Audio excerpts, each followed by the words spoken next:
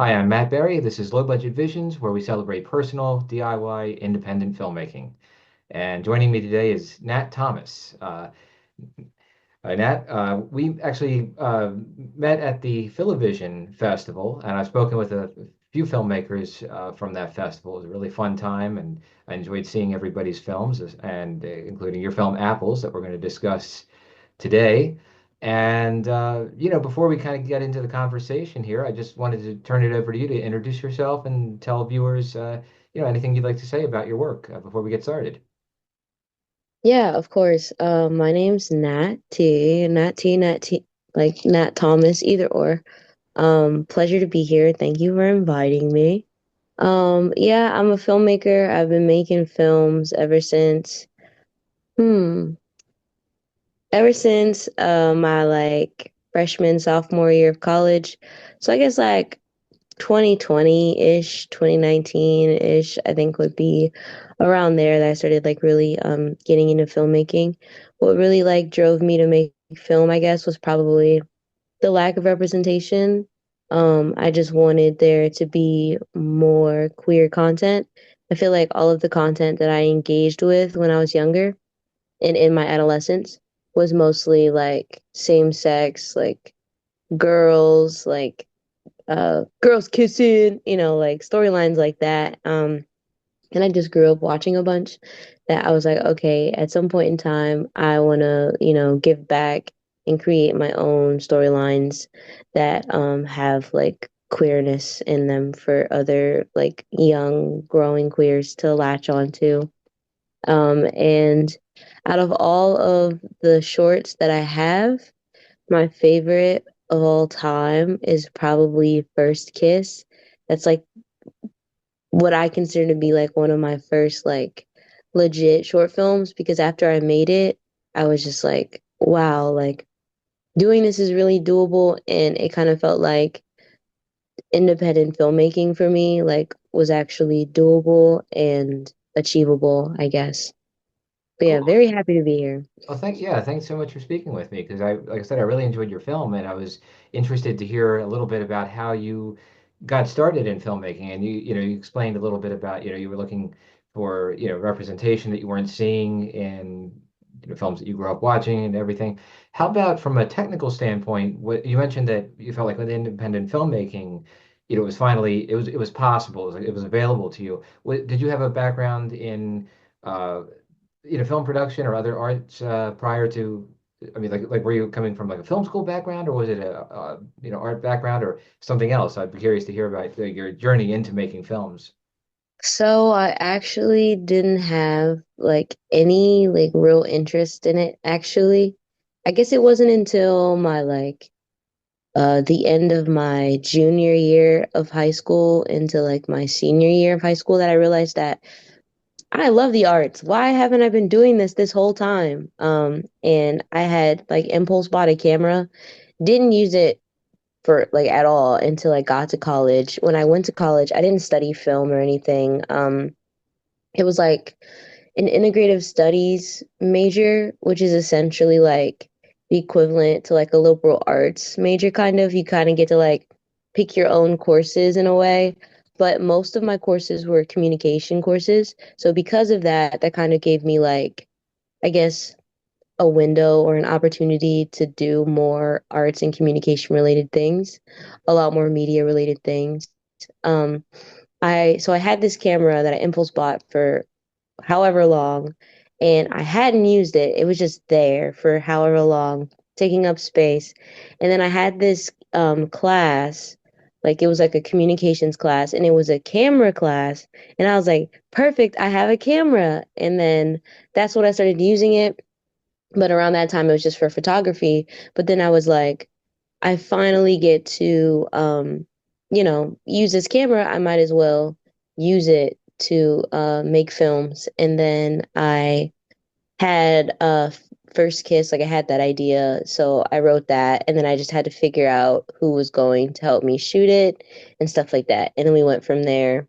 And yeah, I just met people from my university that I became really good friends with, and we just ended up creating a lot of stuff together. So very thankful for that opportunity. That's great when, people can come together and you can work together and draw on everybody's talents and everything and see what comes out of that. It's also great, hearing about how the technology that you had available to you sort of opened up the realization that, I can use this and get these ideas on film, on the video. What were as you've, continued with filmmaking, and video, and I know you're involved in a lot of other, creative pursuits as well. I believe music.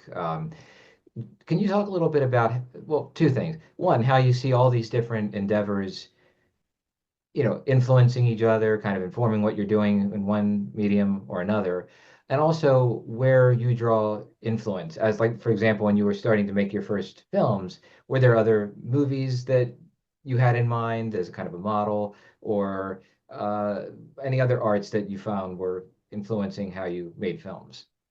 Yes, of course. I might have to ask you again to tell me what the questions are, but Sure. I remember the second one, so I'm gonna answer the second one. Um, a lot of my influences draw from just spending a lot of time like engaging and consuming a lot of media and being like, I could have did a better job than that. So I like an indie look. I like a coming of age vibe. I really like and am obsessed with the authenticity of like finding yourself from whatever period of life that you're in, and like the romanticism, like or the themes of romanticism that are engrossed with appreciation of life and being grateful for like where you're at and like just trying to discover who you are. I really like those themes, and you see them consistently in coming of age pieces. So because of that, I really admire coming of age. A lot of my stuff is probably coming of age or like drama related, because those are like my top two like genres. So, oh, I have a cat, by the way. His name's Rally. That's him right there. Um, so yeah, I draw inspiration from that. I also draw inspiration from just other pieces of media. Um, Apples actually came from there's this um there's this French filmmaker. Her name's I think Celine Siama. I might be butchering that person's name, so but I really like their work, and they did this French film. I can't remember what it's called, but the English translation is Water Lilies. And there's this scene where the main character has a crush on this popular girl. And sorry, Riley's like trying to get in. He's like, I have stuff to say. And so basically she falls in love with this popular girl. And there's this moment where she goes to drop off like the popular girl at her house, and she leaves, but the popular girl goes to throw out like her little bag of trash, and she like waits till the popular girl goes inside, and she like steals this girl's trash, and she takes it home with her, and she like empties it out into her drawer, and she's sifting through and going through her trash with such like curiosity and discovery. Like she finds these like used cotton balls with nail polish on them, she's sniffing them. She like anyway, there's this apple that's like super like, when you take a bite out of an apple and you place it down like and the oxygen starts to like make it brown or whatever. Yeah. It looked very much like not an appetizing apple whatsoever. And the girl took it and she took a bite out of it because she knew that her crush had eaten that apple. And I thought there's something very like primal about that and the longing of it. And I really like consistency within coming of age and queer storylines that have a longing, this desire, because the way that it's showed in a lot of queer like pieces, it's like such a like a it's not a tangible thing, but it feels so tangible because it's such a powerful force, and it's so primal and so like wild. So I really like I really like that scene, and that's kind of, I guess, what would help me make apples, I guess. So that's that whole like scene where like my characters like eating the apple, like that stems from that film. So yeah, I get my stuff from that. Or there's also just random pieces of art. Like I'm on Tumblr a lot, and like art's constantly reposted. So like sometimes I'll see something and I'm like, that's cool, I want to recreate that. Things like that. So that's probably where most of um my stuff comes from. It always comes from something. So, or maybe like a personal experience.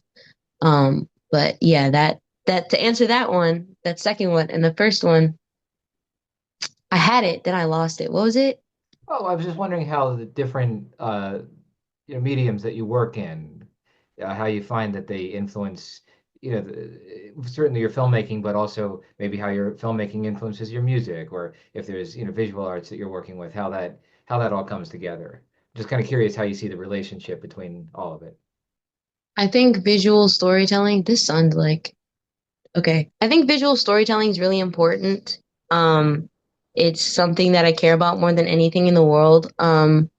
So that's probably where it comes in. Like all of my mediums, I try to uphold a piece of like there has to be something appetizing to the eye to me when it comes to the stuff that I create, which is it's really hard too because when you're doing independent work, it's really important to mark. I have another cat, his name's Damon, and this is him. And it's really important that when you're in the independent scene, you're marketing your stuff. But I find it really hard to do that because there's a piece of it that's so inauthentic and so disingenuous because like and it's hard for me to create without making it look cool or good. So I'm always overthinking it in that way. So I think that that's probably a consistency in all of my work. I really like visuals and I really like trying to take time to tell some story, especially because when you like get into studying cinematography and film work, literally they like beat into you that everything has purpose. So like I try to be mindful of that. Like when I want to do a certain thing, I'm like, well, why am I even doing that? Is there a purpose for that? So, yeah, I guess that's probably where a lot of my stuff comes in, just wanting to create cool visuals. So yeah, visuals are really important to me. Probably that. I'm a very visual person. So that's interesting. It almost sounds like from what you're describing that you see sometimes like a tension or a contradiction between, what you want to do, maybe like a, cool visual that pops into your mind that you want to put on film, but at the same time wanting to do it in a way that feels authentic. And I was wondering if you could kind of expand on that tension. I think that's an interesting point. I think it's hard because in order for things to like lift off and grow legs and become something, there has to be a universe created around it. So if you don't have a universe created around it, it's just kind of floating, kind of like Sandra Bullock in that Gravity film. She's just floating around. But the whole movie actually. So I think about it like that. Like for instance, when we think of like apples before I had anything, all I knew was I wanted to just recreate Girly biting into the apple because her crush bit it. So that's all that I had. So I had to construct a whole storyline and plot and characters around that. So I think that that's kind of like how it is. A lot of my ideas, they aren't like fully fledged out ideas. It'll just be a single image. Like in my mind, like for instance, right now there's this one thing giving you a little taste, a little sneak peek. There's this one thing I'm working on. It's based off of the watermelon fruit. And all that I have for that, or all that I had for that, I'd always see a watermelon cart, like whenever it gets nice out, you just randomly see those watermelon carts. And the only thing that I could think of was those watermelon carts. I could not get them out of my head. So all I had was a watermelon cart. So then from there, what am I gonna do with that? You have to come up with a whole plot. So like from the watermelon carts, I birthed two characters that are trying to like maybe take a watermelon and like kind of doing that vibe and seeing where that goes and making a whole storyline from that. But it's like I'm still not completely done with that script. So just like creating a world and stuff is really hard. So even when it's in like a marketing standpoint, I don't know. It's just something I'm still trying to like do. Cause then it's like, hey guys, watch this. Like the goal is to get people to engage with your stuff versus wanting to create beautiful art to like in hopes to connect or in hopes to like heal a piece of ourselves or in hopes to like conquer something we have this conflict or tension with versus like pandering to towards something. Does that make sense? Yeah, yeah. I mean, it almost sounds like what you're describing is something that I think about a lot, which is this, again, kind of like a, tension that exists, I think, between having to uh, keep up with the demands of promotion, of getting work, especially online and through social media and that type of thing. Having something to uh, kind of feed that feed the beast, so to speak, of just keeping things fresh and as a way of letting people know what's happening, but at the same time wanting the sort of the introspection, the reflection that comes with creating a work of art. And I don't know if this is exactly what you're describing in your case, but for me, sometimes there's a tension there because I don't want to have to think about how to sell this constantly, how to make it flashy and appeal on social media, whatever. I just sort of want it to be experienced. And of course, the thing is, we do have to let people know what's where they can see things and what's happening out there. So it is, I think that kind of promotion is necessary, but at the same time, it does sometimes feel like it's almost working against the spirit in which it's being created. I don't know if you find that to be relevant to what you're describing, but I think I kind of picked up on some similarities there from what you're saying. Yeah. It's like whenever you're making a great project, it's like you're making a baby and it's like I don't know, it's like a sacred thing. And then whenever like you have to promote it, it's like I don't even know what it is. It's like when you're trying to make like a film or like whatever really good project, you it's like a very long arranged marriage and you like haven't had sex, like you saved yourself for this arranged marriage and then you had the arranged marriage and then the honeymoon went through and then you guys had a beautiful baby together. That's what that is. And then the other one is kind of just like you met someone, it's a Friday night, it didn't last that long. It only lasts for like 30 seconds, but you're pregnant now. Like it's kind of like that. I don't know. I don't know. It feels like a different vibe. It's like, this isn't very like it goes from like like a special thing that could be viewed as a special thing to like a not so special thing. Well, I'm curious then, knowing that you've screened your work, publicly, like on a big screen for an audience, do you find when you're making a film, do you find yourself thinking differently about it if you know it's going to be screened publicly versus if it's just going to be watched, say, on YouTube? I mean, do you find that, I mean, do you think a lot about that difference between where the audience is seeing it, on a screen with surrounded by other people versus watching it alone, maybe on their phone or something? Does that come into the creative process for you? I think that that is a really good question. I think that I am very mindful of the stuff that I create in relation to whether or not people are going to like it, more so from an algorithmic standpoint than from a I'm going to be streaming this, I'm going to get this I'm going to get the screen. That's more of a piece of spreading the awareness for it to me. But to me, I feel like most of my work is probably for YouTube. Just because, so like whenever I make stuff, I kind of keep in mind that people are probably going to be watching it on YouTube. An example would be um, whenever I create things like storyline wise, well, I think that I probably write to the narrative that is women, so like to write a story with two queer men's a little harder. But I did it with the most upcoming strawberries, so that was really fun.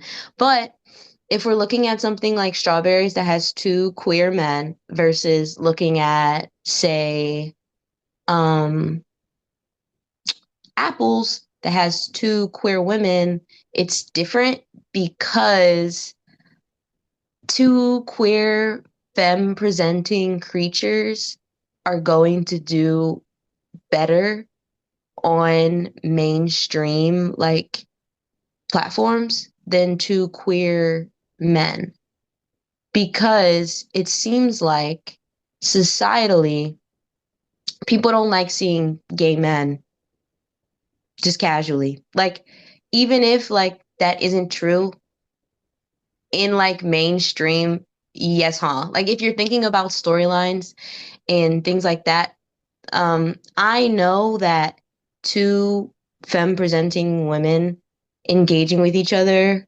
romantically is going to do better to a broader audience than two queer men are going to. That doesn't stop me from creating the storylines. Like if the storyline's true to the storyline, I'm gonna still do it.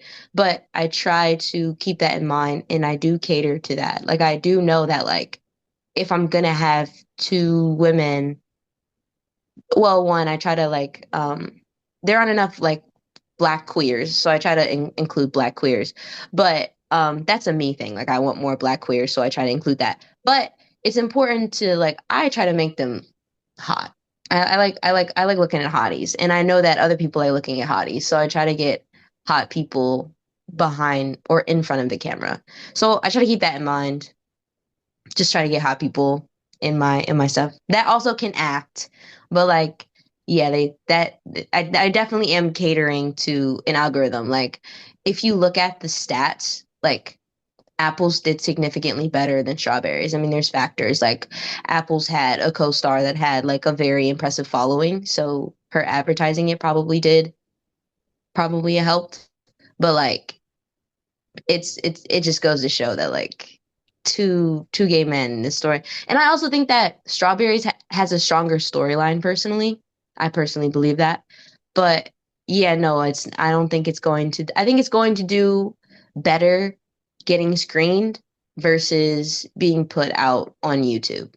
Like just YouTube fresh. YouTube's algorithm isn't going to push it versus on like with Apple's that like the YouTube algorithm like pushed it like crazy. So yeah, if that answers the question. But a lot of the time, whenever I started making short films, I didn't even imagine that I would be screening short films. Like I didn't even I mean I knew it was a thing, but I never like was mindful of it, I guess. So like a lot of the time, like the stuff that I'm making, I know that I'm not gonna screen it. I mean, I'm gonna screen it because that's like the channels you have to go through that I used to not know, but now I do know. But whenever I'm creating, I definitely am not making it for the big screen per se. Do It's you find supposed to be intimate.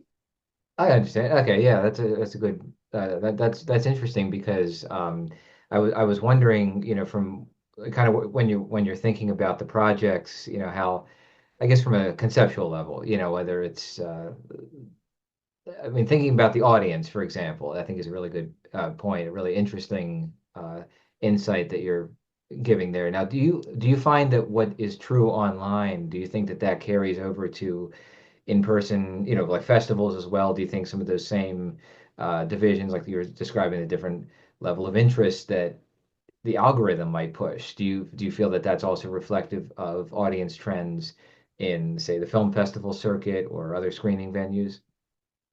Actually, am not that deep into the film screening like channels.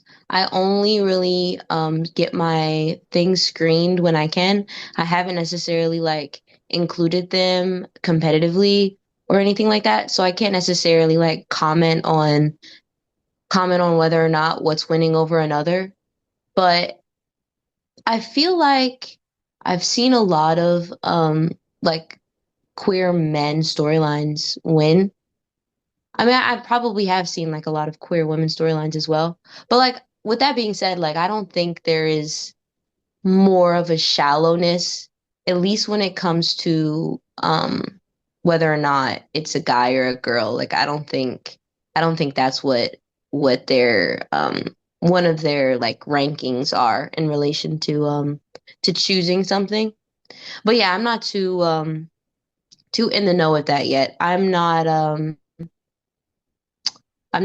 over there yet. Like I think that I'll probably take it more seriously whenever I get a feature film out and I need to like get money for it. Then like I'll start like aggressively like screening it and stuff like that. But for now, a lot of the time I just kind of, if I see it, I'll share something for it and go from there. But yeah, especially because a lot of the short films that they ask for are like they're like any short film that has a duration of no more than, I think they say like 25 to 30 minutes or something, which is crazy to me because I I have short films that are like 3, 5 minutes, like no longer than 5 minutes. So I'm like, whoa, I could never like imagine right now like writing and making, like I don't think it's very feasible for me from an independent standpoint to like create something that has a duration of like 20 minutes. Anything longer than 15 minutes is like to me right now. So yeah. Well, that's understandable. I mean, I think with the short format, there's a lot of variations even within. We say a short film, but even within that, there's a lot of variations because you can have the films that are upward of maybe 20 minutes to half an hour that feel almost like a mini feature in terms of the story they're trying to tell. But one of the things like that struck me about Apples is how much you get into. I believe like 5 minutes running time. I mean, you get so much information across about the characters, their relationship, the emotions, like everything that's going on. And I think one of the things, like one of its big strengths to me, when I'm watching it, is it's conveying all of this without spelling it all out. There's not a lot of, it's not, you're being hit with like a lot of exposition about everything. It's like we know everything we need to know and we get that effect. We get that kind of, uh, to me, it's like a very joyful effect. It's a very joyful film. That's like what I come away from it with. So I think all of that is conveyed very well in 5 minutes. So yeah, I think there's a lot there. I would say as long as if you're looking at festivals, as long as your film is within that, if they're saying as long as it's 25 minutes or less, I'd say 5 minutes is, perfectly fine. I don't think they're, necessarily looking for films that are on the longer side. So yeah, I mean, anyway, that's just, that was just something I wanted to say about apples because before I forgot, because I think that is really one of its biggest strengths is how much you get across in 5 minutes. Is that something that you're aware of? I'm just curious because I know you've done work with music. Is that something that you're aware of from the music world about kind of getting the ideas across in that succinct amount of time? I'm just curious if that's something that influences you in making films.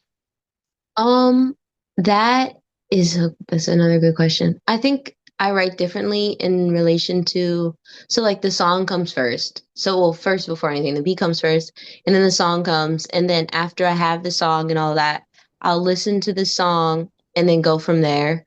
Like, I think I only have like two visuals for some songs I have. I have You Took My Ring and Latoya Is Gay. They both have visuals. And I just basically wrote to the words. So like I'll think of, if anything, getting into film and making short films and going through the motions, it really helped me understand what's practical and what's not practical, especially from an independent stance. Like no way am I going to be able to film something that's like 2 minutes and 37 seconds, and I'm in like seven different areas, and I'm doing like, no, that doesn't make any sense to me. So, also, like, there's different types of music videos, so you have to figure out if you want to do like an abstract music video or if you want to have like, um, a like storyline narrative music video, things like that. So it helped with that. I think that also when I do write, getting the story across is important. But I think that the song itself kind of already did that for me. So because of that, all I really have to do is just bring visuals that are supportive and not distracting. So like by the end of the video, it should make you want to like the song more, not make you go, that's so weird. Especially because I also have experiences where I'll watch a music video and it'll be so weird.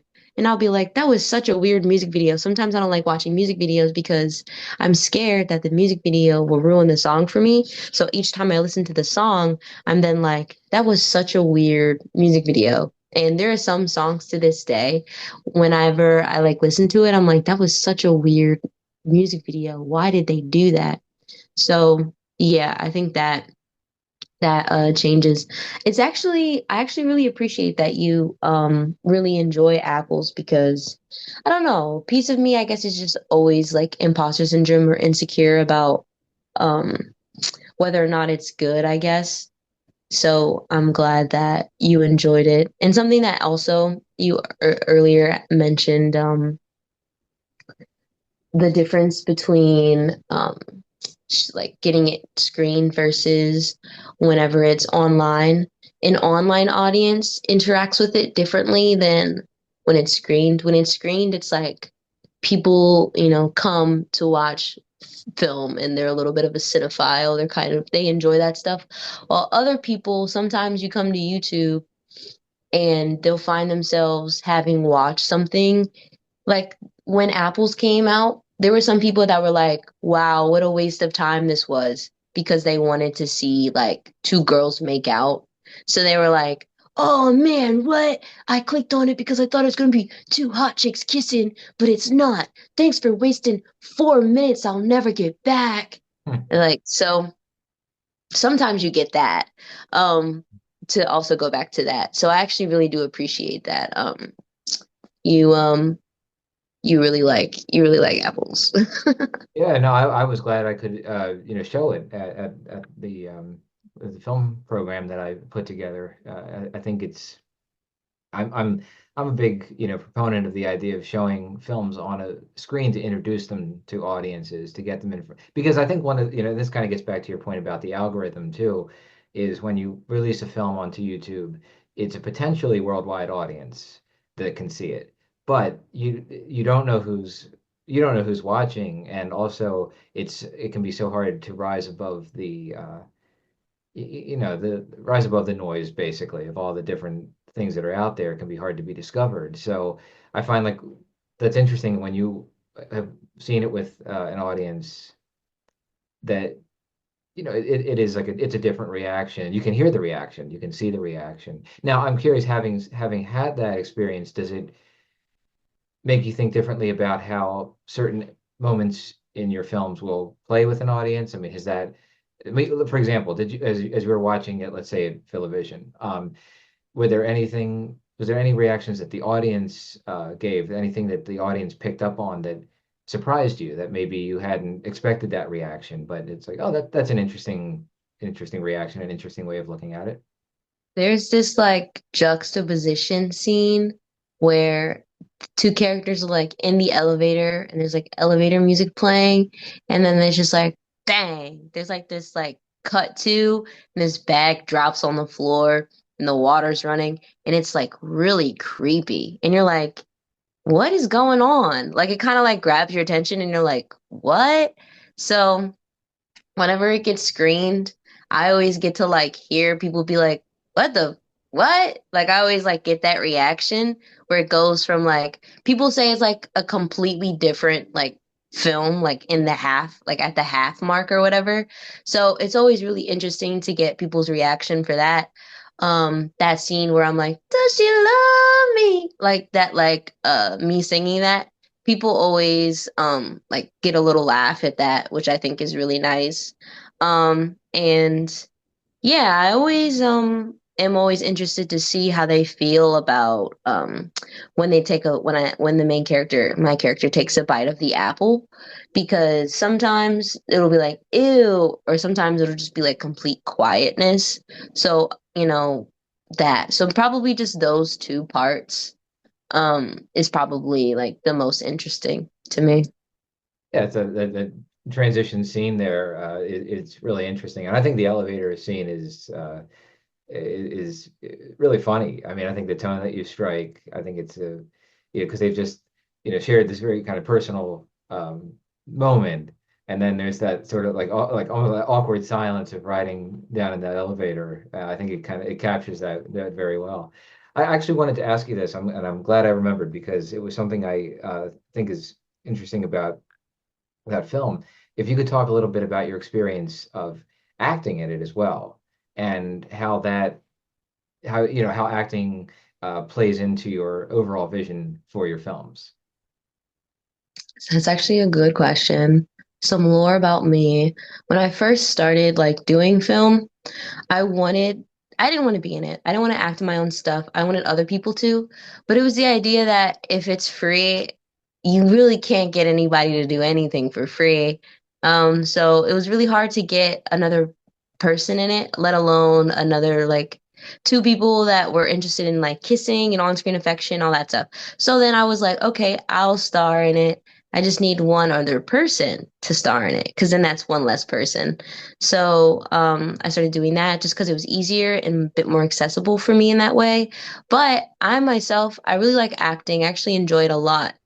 But I don't think I like acting in my own stuff just because it takes me out of it. Whenever I engage with my own stuff, I'm kind of just like, yeah, like there's like a cringiness to it. Like I don't know if I'm doing it good or bad. I mean, I know that it's not bad, but a part of me is like, I can never truly know because I have that implicit bias, like no matter what. So like, I don't know how to describe it, but yeah, whenever like I'm screening something and I'm in it, I'm in my own thing, I kind of just get like, ugh, like I kind of like, if I have like a hood or something, like I'll bite onto it because it's just something that's so like pulling teeth about it. I really don't understand why it is like that for me. But yeah, it just takes me out of the experience and out of the story because I see me.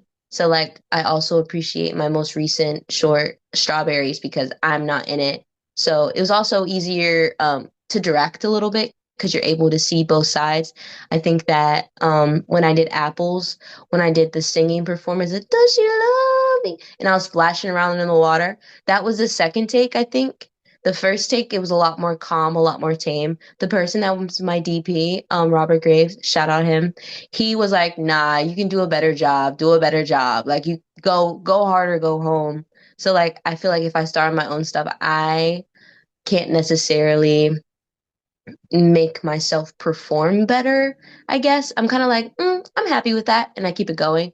But whenever I'm just directing and I like am not acting in it, then I can kind of be more intentional with how I want my actors to reflect their characters, I guess. So I guess that's probably the experience. It's really fun acting in my own stuff. Like I didn't hate it. Like it's really fun, but I personally think it's just easier to direct um, when you're not starring in it. So that's probably my experience. It was also fun to be able to be, externally perceived as someone that like pulls a lot of attractive women. That's nice. Like, because I'm starring alongside very beautiful women in each new short. I'm with a completely new person. So they're like, whoa, Nat, you got game. But it's like, no, it's not necessarily that. But yeah, I mostly just acted in it myself because I didn't have another person. But now I'm kind of in these spaces and at like a point in time where, especially now that I effortlessly have done projects where I haven't started it myself, now it makes me definitely not want to star in it myself, especially also for the world that I'm creating. I'm trying to, over time, maybe combine all of the fruit stories into one. So if I'm in all of them, that's not going to make sense to the story. So, for the story's sake and for the world's sake, I also think it's important not to star in any of my stuff too, unless like the character's very written to me. Like I know that I'm going to, and only me can like effortlessly do this role. So yeah, if that answers your question. Yeah, it does. I was kind of curious if you felt that it also brought you closer to the character, playing the role yourself.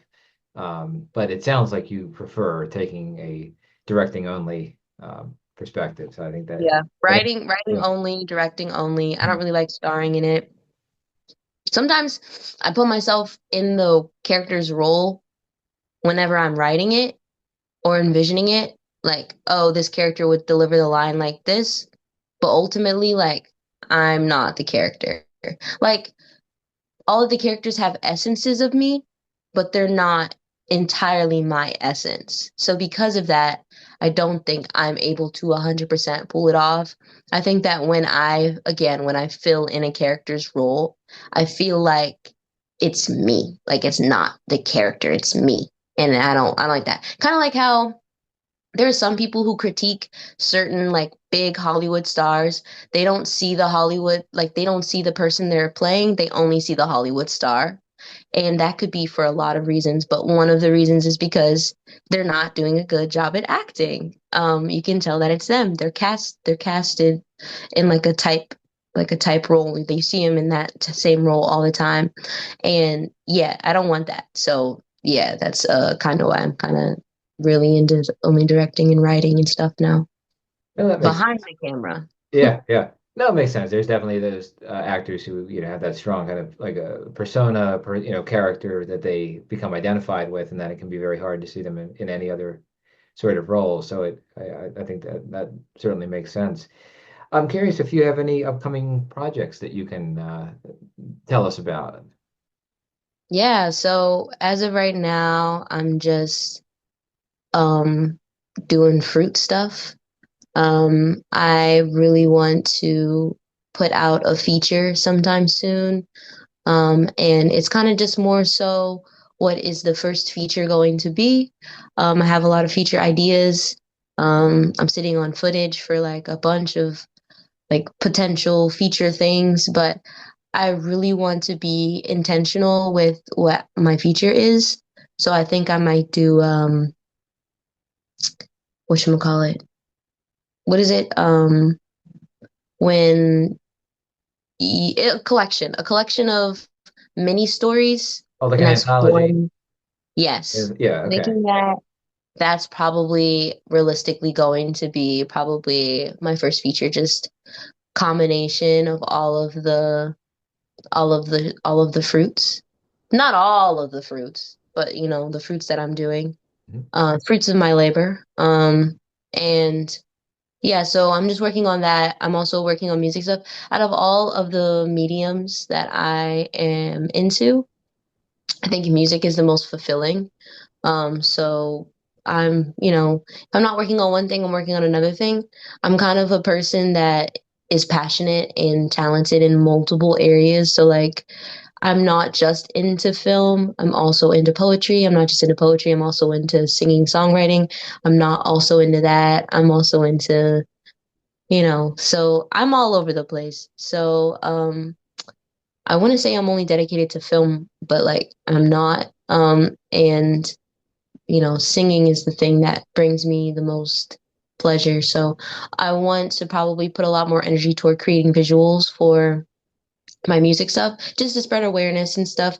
A lot of my like upcoming stuff isn't more so projects. I mean, I'm always going to be working on a project, but most of it is just kind of aligning myself to become more disciplined and to I guess get discovered, I guess, and then make content, advertising my content. And but yeah, I'm also working on watermelon. That's like probably going to be the next fruit unless some other fruit like comes into my mind. But yeah, I have to finish the storyline for that, and then I have to figure out how I'm gonna film it. All of the other things that I've filmed, I've done with little to no budget, kind of like a you work on my stuff, I'll work on your stuff kind of like vibe. So because of that, I feel like these hurdles have come up. So because of that, I feel like I'm in a position where I need to start applying for grants and stuff like that. So that's kind of everything that I'm working on for the most part, just trying to get like a feature out, but I also want a feature that's me. I think it's really important that all of the times that I've studied like really great filmmakers, they kind of stay in their lane in the way that like you can see their work and know that it's them. So I just want my feature to be that. I want it to embody me, but I also don't want to overthink it. So like, yeah, that's kind of what's happening. Watermelon, working on knocking out a feature, music things, and overall just trying to become a more elevated artist and creative overall, like trying to understand what I need to do and how to get there. And yeah, I also this year I opened myself up to collaborating with other people. So it's just also collaborating with a lot of people. If I'm not working on something, I'm probably working on someone else's something. And that itself, like collaborating and being on other people's sets, takes a lot of energy out of you. So yeah, that's probably all the stuff I'll be doing. But I also always like I have YouTube. So like I'm trying to work on getting monetized. So in order for monetization to occur, you have to have 1,000 subscribers, which I just recently got, period. And pat on my back. And you have to get 4,000 watch hours. So I'm currently at like 900-ish.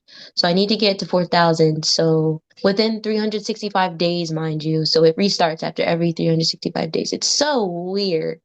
Um, so yeah, that's another goal of mine. So just collaborations, trying to level up as a creative, music things, feature question mark, and watermelon. That's exciting to hear. And on the note about your YouTube channel, why don't you tell everyone where they can find your work? And I'll also make sure to put these links in the videos in the video description for this podcast. So yeah, Yeah. tell everybody where they can find your films and any other creative work that you'd like to share. Yeah, of course. Naughty Natty is going to be N as in Nancy, A as in apple, U as in umbrella, two D's as in Delaware, Y as in yo-yo, another N as in Nat, A as in apple, D as in Delaware, D as in Delaware, and Y as in yo-yo. Because every time I try to spell it, I'm like, is that how you spell it? Yeah. Nauddy, Naughty Natty. And it'll be like that on all platforms. Um, so yeah, if you're trying to find me and trying to find my work, it will be under Naughty Natty. I'm also Googleable, so that's really cool. I Google myself all the time just to see. But yeah, so Naughty Natty, that's everywhere. All of the stuff that I create is going to be on my YouTube. There's some like short, content that I create on my Instagram. But most of everything is going to be on Naughty Natty. I have an alternative Instagram that is like my truest form where I like repost stuff and it's just like pictures and like my poetry and I'm gonna start doing like mini series. It's an alt page that I'm a spam alt page that I'm workshopping. So if you're interested in that, it is no spaces, a diary's overrated. But again, like I'll text that to you so you have it. But yeah, that one doesn't really have a following. It's very much like it's I think out of all of the socials though, that's probably my truest form. So if anyone's interested in that, that's what I'm gonna be doing there. I'm gonna try and do a short series dedicated to something, something. I don't want to spoil that one, but yeah, that is, I'm trying to think if there's anything else. Now that's everything. All my short films, vlogs, music, it's gonna be under Naughty Natty. So yeah, check out the short films, check out the music. Um, and definitely check it out if you're queer. You don't necessarily have to be queer to engage with the content, but I think that like whenever I think of my like audience, it's probably going to be a queer. So yeah. Great. Well, uh, everybody should check it out, and I'll make sure to link like I said, I'll link all the different pages in this video description. And I hope that with some of your future films, that I have an opportunity to screen those at future film programs that I put together too. So please keep in touch with me about that. Let me know if, you have any new projects you'd like to screen, further down the road, and I will do what I can to make that happen. So. I want to thank you for speaking with me today. It was great hearing about your work, especially, like I said, after seeing Apples. It was interesting to hear more about what went into the making of that film. And I hope that, like I said, I hope everyone will check out your work. And subscribe to your YouTube channel. And Yes, yeah, heavy on subscribing to yeah. me. All right. Well, thank you so much. It was great speaking with you, and I hope we can talk again at some point. Yeah, of course. Thanks for having me.